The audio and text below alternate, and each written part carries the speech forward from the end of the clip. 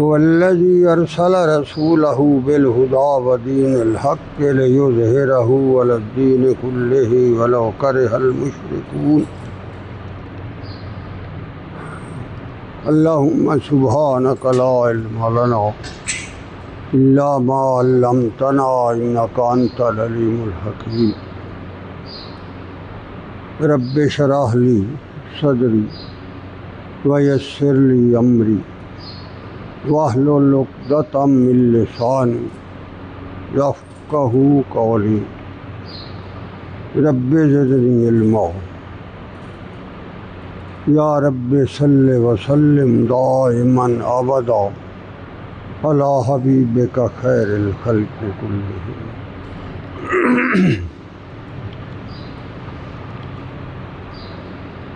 معزز میزبانان گرامی و قابل عزت تکریم حاضرین و ناظرین کرام، اللہ تبارک و تعالیٰ نے جب سے اسلام اور یہ قرآن اللہ کا پاک اور مقدس کلام زندگی گزارنے کا ایک خوبصورت نظام اور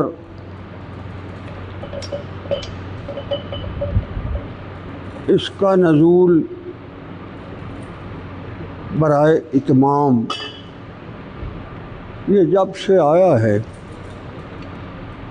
اور جب تک یہ جہان رہے گا اللہ کی طرف سے یہی قرآن ہدایت اور اللہ کے تقرب کا ذریعہ اور اس کا ایک عظیم الشان انعام کے طور پر اس جہان میں رہے گا۔ اس سے پہلے جتنے بھی اللہ تبارک و تعالیٰ کی طرف سے کتب اور صحف نازل ہوئیں وہ ساری حق تھی، وہ اللہ کی طرف سے تھی۔ انبیاء کرام علیہم الصلاۃ والسلام نے ان کو لوگوں تک پہنچانے میں اپنا حق ادا کر دیا تھا۔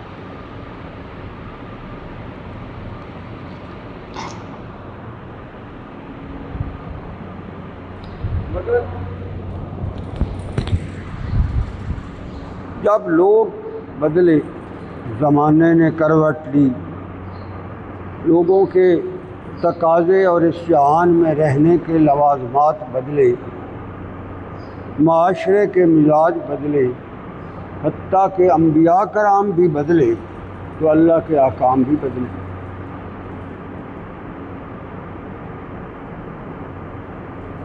علماء فرماتے ہیں کہ 100 صحیفہ اترا ہے اور 4 کتابیں نازل ہوئی، اور سب سے آخر میں جو کتاب اللہ کی طرف سے نازل ہوئی ہے وہ یہ قرآن اور اللہ کا ابدی پیغام۔ تو عرض یہ ہے کہ جب سے اللہ کی طرف سے کتب اور صحف نازل ہوتے آئے ہیں لوگ اس کے اوپر ایمان بھی لاتے رہے ہیں اور اس کی مخالفت کر کے بے ایمان بھی کہلاتے رہے، دونوں طرح کے لوگ۔ اسی طرح جب قرآن کریم آیا تو اس کا بھی یہی لوگوں نے اس کے ساتھ سلوک کیا، حتیٰ کہ جو صاحب قرآن ہستی ہے، جو اس بستی میں ان کے سامنے بچپن سے لے کر جوانی تک رہے تھے،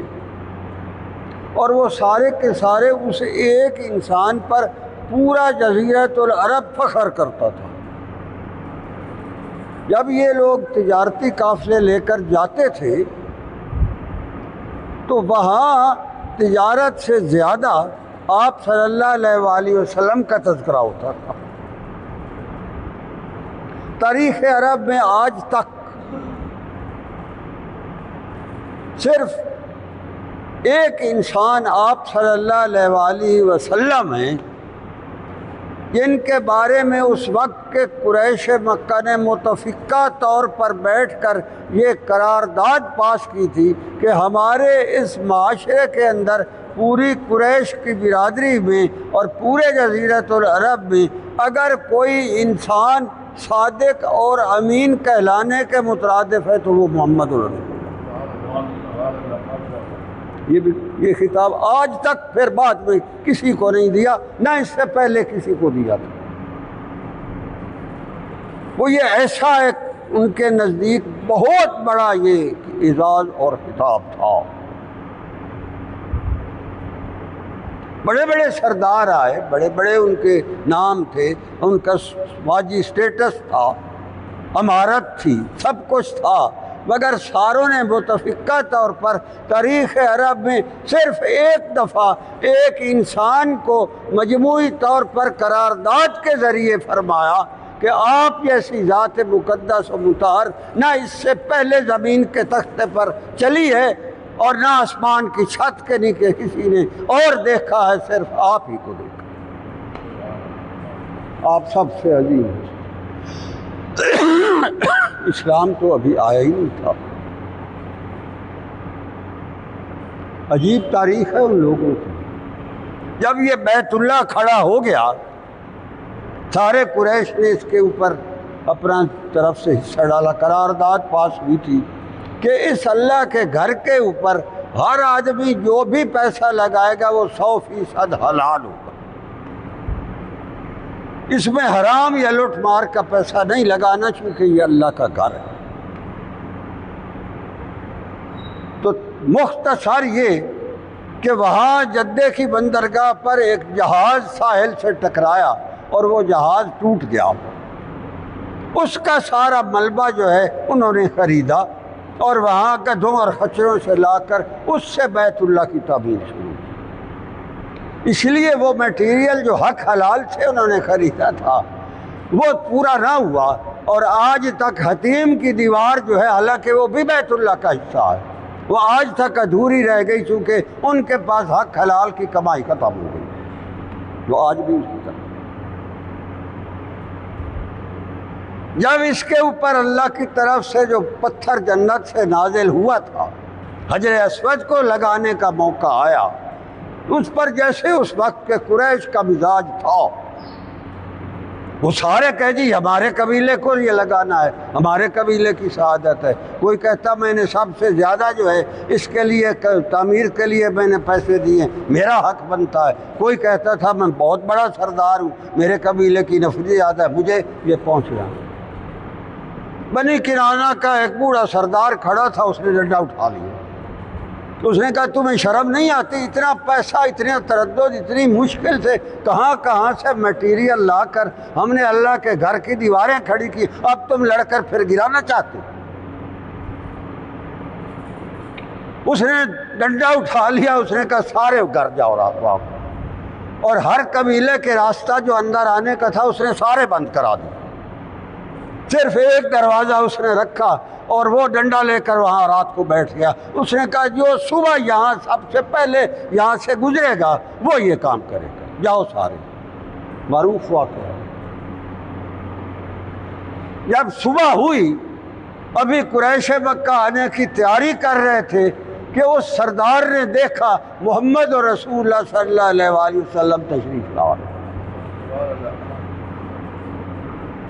اور عجیب بات یہ ہے، جو رات کو لڑ رہے تھے بیت اللہ کے اوپر یہ پتھر نصب کرنے کے لیے حجر اسود، صبح آ کر جب انہوں نے دیکھا کہ آپ صلی اللہ علیہ وآلہ وسلم تشریف لائے، سارے گردنیں جھکا گئے کہ یہ صادق و امین ہستی ہے، اس کے آگے ہم نہیں بول سکتے۔ آپ صلی اللہ علیہ تاریخی واقعہ، آپ صلی اللہ علیہ وسلم نے خود اپنی چادر مبارک بچھائی، اس پر اپنے دست اقدس سے وہ جنت کا پتھر حجر اسود رکھا، اور سارے سرداروں کو کہا کہ آپ سارے باری ساتھ مل کے چادر پکڑ لیں، آپ کی ساروں کی شمولیت ہو جائے گی۔ جب وہ انہوں نے کہا تو بڑے خوش، فیصلے کا تو وہ تصور ہی نہیں کر سکتے تھے کہ یہ فیصلہ آئے گا۔ اور آپ صلی اللہ علیہ وسلم نے جب نزدیک تشریف لے گئے تو اپنے دست مبارک سے اٹھا کر اس کو نصب کر دیا جہاں آج تک کھڑا ہے۔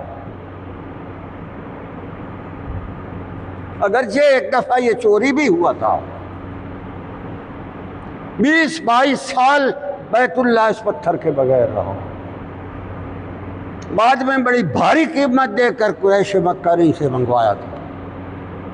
یہ اس کی اپنی تاریخ ہے، مگر یہ ہے کہ آپ صلی اللہ علیہ وسلم کے بارے میں قریش مکہ نبوت سے پہلے آپ کی ہر بات ماننے پر مجبور تھے، آپ کو صادق اور امین کا لقب دینے پر مجبور تھے، اور جہاں بھی کہیں روئے زمین پر وہ تجارت کے لیے جاتے وہ اس لوگوں کو یہ بتاتے کہ روئے زمین پر ایک انسان ہمارے قبیلے میں مکے کی سرزمین پر اس کے بستی میں ایسا رہتا ہے جس جیسا انسان روئے زمین پر نہ کبھی آیا ہے اور نہ کبھی آ سکتا۔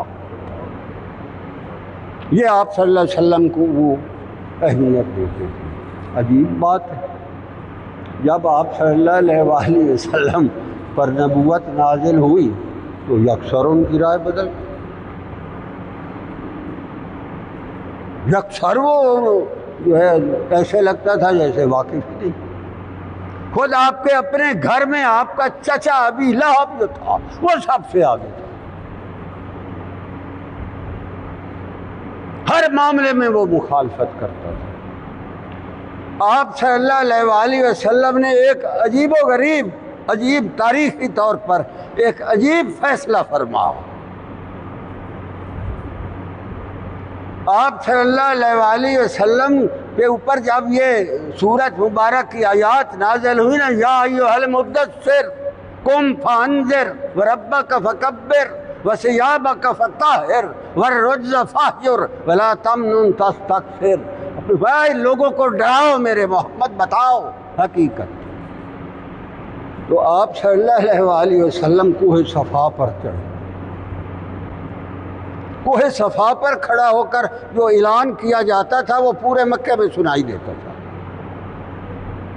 اور اس کے نتیجے میں لوگ جو تھے وہ جو ہی کوئی کوہ صفا پر کھڑا ہو کر اعلان کرتا تھا یا معشر القریش، وہ بھاگے بھاگے آتے تھے، بھائی پتہ نہیں کوئی خاص اعلان ہونا۔ جب آپ نے یہ اعلان کیا اور وہ لوگ آ کر کھڑے ہوئے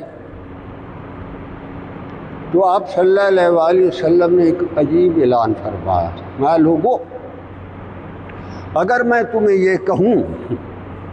کہ یہ جو اس طرف آپ لوگ کھڑے ہیں اور میں پہاڑ کی چوٹی پر کھڑا ہوں، یہ صفا اس وقت ایسے نہیں تھا جیسے آپ بیٹھے چاند پتھر رکھ کے، یہ اللہ جانے کون سی توحید کا مظاہرہ ہے۔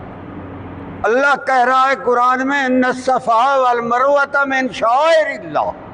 اللہ کے شاعر ہیں، اور اگر کھڑے رہتے تو تمہارے لیے کیا تمہیں تکلیف؟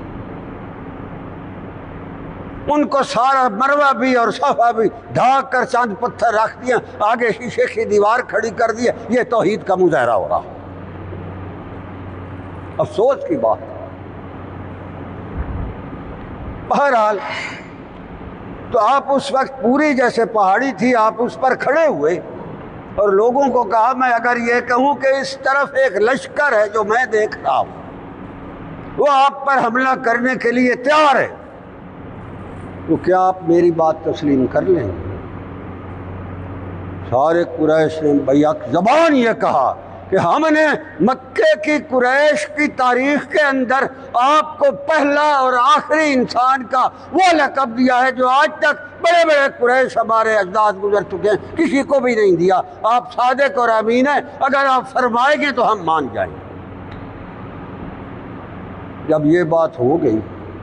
اس وقت آپ صلی اللہ علیہ وسلم نے اللہ کے پاک کلام کو سامنے رکھا،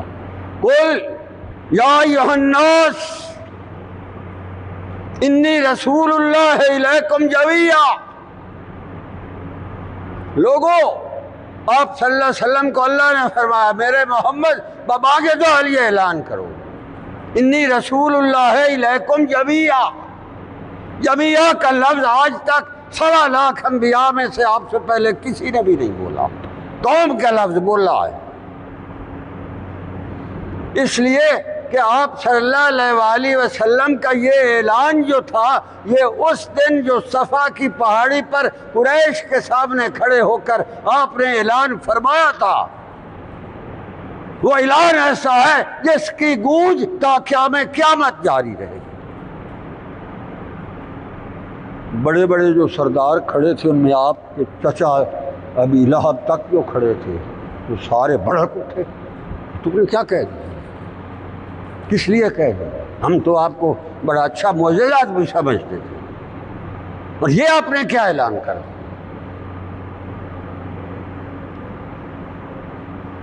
میں کہتا ہوں چلو وہ تو پہلے کافر تھے سارے، میرا ایک عجیب سا اشکال ہے جو میں آپ کے سامنے رکھتا ہوں، پتہ نہیں ہر وقت مجھے یہ کوئی کیڑا سا ڈنکتا رہتا ہے، کوئی پتہ نہیں کیا رولا ہے۔ آپ صلی اللہ علیہ وسلم نے جب یہ اعلان کیا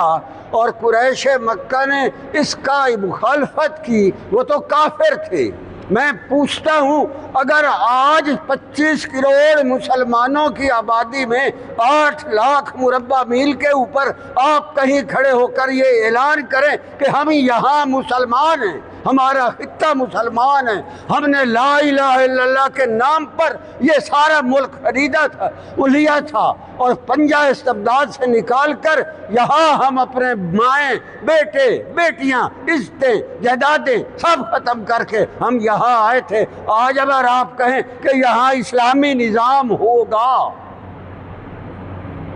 تو میں کہتا ہوں جتنی قریش مکہ نے اس دن مخالفت کی تھی اس سے کہیں زیادہ یہاں ہو۔ وہ تو بڑے کافر تھے، وہ تو نہیں مانتے، ان کے تو 350 سے اوپر بت پڑے تھے بیت اللہ میں۔ ہمارے پاس تو بت کوئی نہیں، ہم تو صبح شام کلمہ پڑھتے ہیں، ہم تو بہت کچھ کرتے ہیں، نمازیں پڑھتے ہیں، تہجدیں پڑھتے ہیں، مدارس انتہا ہے، تعلیم و تعلم ہے، تبلیغ ہے، سب کچھ ہے، مگر یہ کہے کوئی کہ یہاں نظام وہ ہوگا جو محمد رسول اللہ پر نازل ہوا ہے اور اللہ نے آسمانوں سے قرآن کی صورت میں اتارا ہے، آپ دل کے اندر گریبان میں جھانک کر دیکھیں کتنے لوگ ہیں جو کہیں گے جی ہاں ٹھیک ہے۔ تو پھر وہ تو کافر تھے تو ہم کیا ہیں؟ اگر آج اسلام کے علاوہ جس ملک اور خطہ زمین کی اوپر قربانیوں کی ایسی انتہا ہے جو تاریخ انسانی میں کہیں نہیں، آپ یقین کریں پاکستان کے بنانے میں جو ہجرت ہوئی ہے پوری دنیا کے ریکارڈ پر ہے، اس جیسی انسانی ہجرت کسی ملک کے لیے آج تک نہیں ہوئی۔ یہ تاریخ ہے، اقوام متحدہ نے اعلان کیا ہوا، جتنی جانیں اور عزتیں اور عفتیں مسلمانوں کی اس پاکستان کو بنانے میں ضائع ہوئی ہیں اور خون بہا ہے، اتنا خون اور کسی دنیا میں کبھی نہیں بہا۔ تو وہ کیا ہے؟ ہم سارے مطمئن نہیں بیٹھے، کبھی کسی نے یہ ایسا سوچا ہے؟ آپ صلی اللہ علیہ وسلم نے جس دن صفا پر کھڑے ہو کر یہ اعلان فرمایا تھا، اس دن سے جو مخالفت شروع ہوئی تو آپ صلی اللہ علیہ وسلم کو صفحہ ہستی سے مٹانے تک کے لیے کتنی کوششیں ہوئی، حتیٰ کہ آپ مکہ کے اندر رہتے ہوئے دار ارقم میں آ کر آپ نے پناہ لی، یہاں پر بھی انہوں نے بس نہیں کی، رات کی تنہائی میں آپ صلی اللہ علیہ وسلم ہجرت کرنے پر مجبور ہو گئے اور مکہ کی بستی سے 450 کلومیٹر دور جا بسے۔ لوگوں نے سمجھا کہ بس اسلام ختم ہے، چلا جائے گا۔ اللہ پتہ کیا کہتا ہے، یریدون ان یطفئوا نور اللہ بافواہہم، یہ جس کے ذہن میں بھی سوچ ہے، چاہے اس وقت جو صفا کے ساتھ کھڑے تھے قریش، چاہے وہ ہوں، اس کے بعد والے معاشرے ہوں، چاہے دنیا کا کفر اور یہود و نصارہ طاغوت اکٹھا ہو کر آ جائے، اللہ کہتا ہے میرا فیصلہ یہ ہے کہ میں اس کو یطفئوا نور اللہ بافواہہم، یہ کہتے ہیں ہم پھونکے مار کر اسلام کا چراغ بجھا دیں گے۔ اللہ وَيَا بَاللَّهُ إِلَّا أَن يُتِمَّ نُورَهُ، کہتا ہے میں بھی تلا ہوا ہوں، میں نے اسلام کا جھنڈا اور ڈنڈا یا ثبت کرنا ہے، طاغوتی اور کافرانہ پلیت نظام کو میں نے سرنگو کرنا ہے، اور میں ایسے درویش لاتا رہوں گا جو اسلام کے نام کی آواز لگاتے رہیں گے، اعلیٰ کلمت اللہ کے لیے میدان میں کھڑے ہوتے رہیں گے، اللہ کے دین کی عظمت کا نعرہ لگاتے رہیں گے، اپنی جانیں لٹاتے رہیں گے، مگر بدر اور حنین اور احد اور خندق کے اور اسی طرح سارے مارکوں کی طرح وہ اپنی جانوں پر کھیل کر بھی ایک نہ ایک دن اللہ کے دین کی عظمت اور مسلمانی اور خلافت راشدہ علی منہاج النبوت کا نظام اس ملک پر لا کر چھوڑیں گے، یہ بھی ہو کر رہے گا، اللہ کا وعدہ۔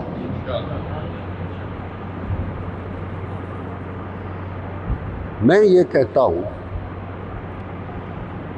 کہ الف لام سے لے کر سورۃ الحمد سے لے کر والناس تک اگر ہم پڑھتے ہیں آپ لوگ سارے، میں بھی پڑھتا ہوں،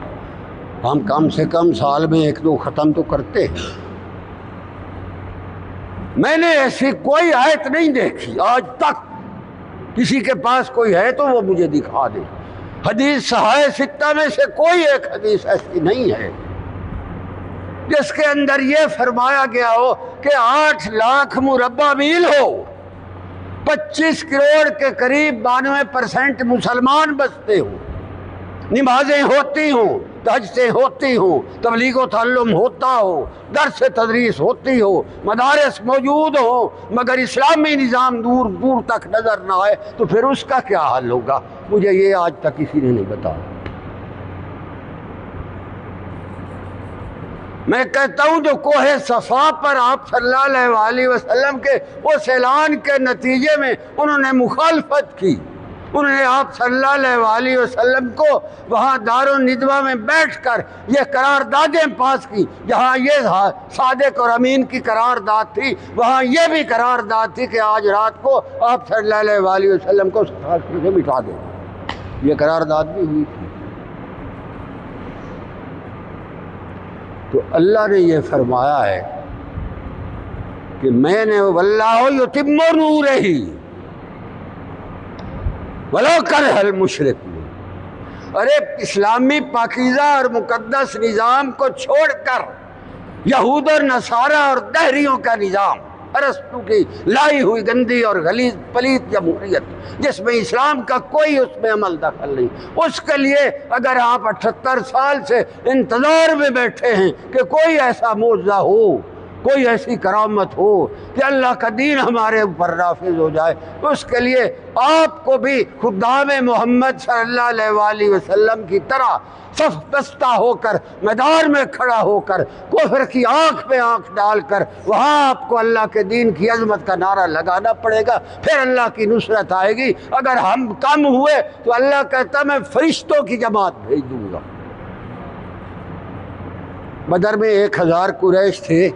تو اللہ نے 1000 فرشتے بھیجے۔ صحابہ کہتے ہیں ہم عجیب ماحول تھا، ہم کافر کے اوپر تلوار اٹھاتے تھے، ابھی ہماری تلوار اس کی گردن پر نہیں آتی تھی کہ وہ گر جاتا تھا اور اس کی تلوار اس کے سر کے ٹکڑے ہو جاتے۔ یا رسول اللہ وہ کیسے ہوا؟ مجھے تو سمجھ ہی نہیں آئی۔ آپ صلی اللہ علیہ وسلم نے فرمایا ارے اللہ کی ذات اوپر سے براہ راست ان پاک باز لوگوں کو جو اللہ کے دین کی عظمت اور تقدس کے لیے میدان میں کھڑے تھے، اللہ وہاں سے براہ راست فرشتوں کی کمان کر رہا تھا، جبرائیل امین لڑ رہا تھا، اشارہ تمہارا ہوتا تھا اور تلوار فرشتے کی چل جاتی تھی جس کی وجہ سے تیرے سے پہلے وہ بندہ مار دیتا تھا۔ صحابہ فرماتے ہیں جب ہم اپنے لاشیں ڈھونڈنے لگے تو ہمیں صاف پتہ لگ جاتا تھا یہ کافر فرشتے کا مارا ہوا ہے، یہ ہمارا مارا ہوا ہے۔ اللہ کہتا ہے تم ذرا حوصلہ تو کرو،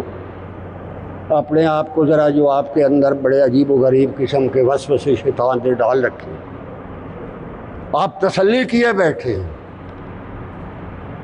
اللہ کہتا ہے جتنا بھی زیادہ یہ مشرکوں کو، وہ کہتا ہے مشرک ولو کرہ المشرکون، وہ اللہ کے قابضوں میں مشرک ہے، جو یہاں اپنا سر سٹ کے آرام سے آنکھیں بند کر کے اپنا ذاتی معاملہ کر کے اس کو اور وہ بس اپنا کر آ کے فارغ ہے، اور باہر نکل کر دیکھو، مدرسے کے باہر دیوار پر دیکھو، مسجد میں دیکھو، باہر کیا ہو رہا ہے، اس کا ذمہ دار کون ہے؟ ہم اپنی نوجوان نسل کے بعد اپنے بچوں کو کس کے حوالے کر کے جا رہے ہیں؟ اللہ کے حضور جب کھڑے ہوں گے اور اللہ کریم نے اپنے قرآن پاک میں سے اس آیت پر ہمارا حساب لیا، بتا تیرے سامنے میرے محمد صلی اللہ علیہ وسلم کی سنت خیر الانام پر تبصر ہوتا تھا، میرے دین کی عظمت اور تقدس پر عجیب و غریب رائے زنی ہوتی تھی، جیسے آج لوگ کہتے ہیں اسلام تو پرائیویٹ معاملہ،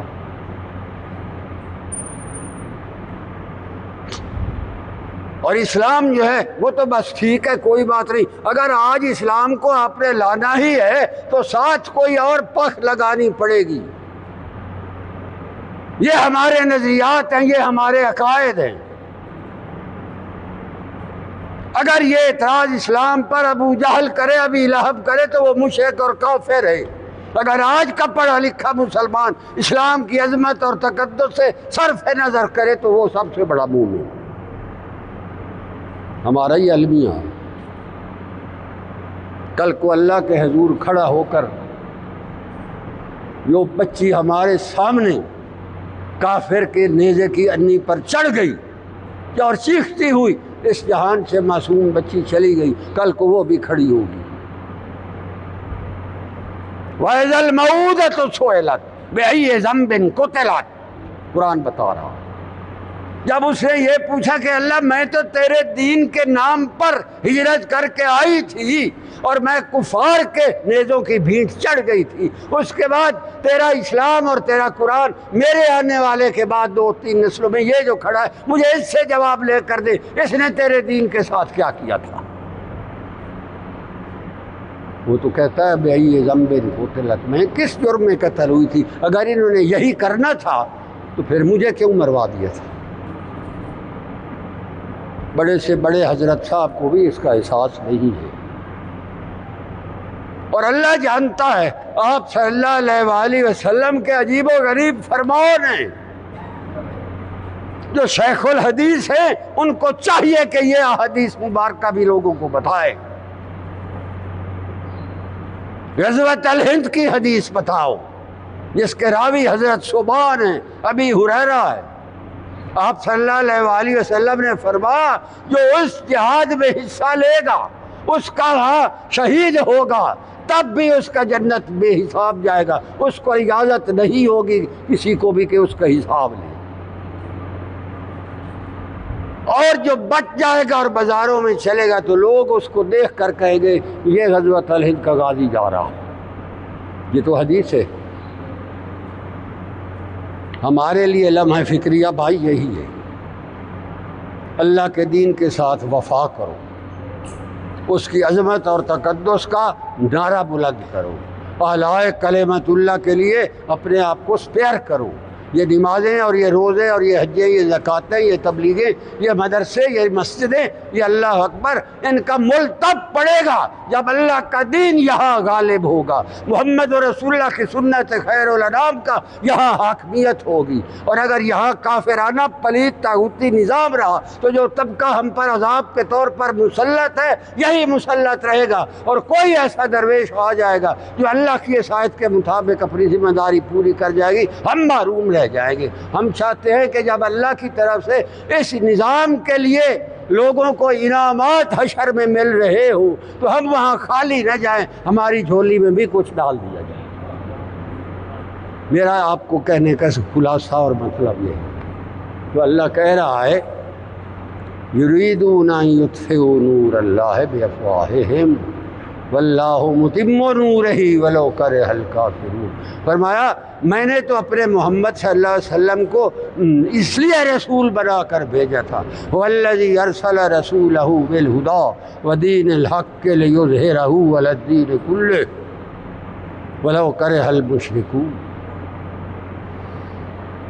میرے بھائی باتیں تو درد دل کی ہیں، میں نے کوئی واز نہیں کیا، میں تو اپنا ایک درد دل بیان کیا ہے۔ اس کو اپنے ٹھنڈے دل سے غور کر کے سوچیں اور اگر اس کے اوپر آپ کی کوئی رائے بنے تو میرا خیال ہے اس کے لیے آواز اٹھانا وقت کی ضرورت ہے۔ اللہ کریم ہمیں توفیق عمل عطا فرمائے اور ہمارے لیے خیر اور برکت کا فیصلہ۔ جزاک اللہ خیر۔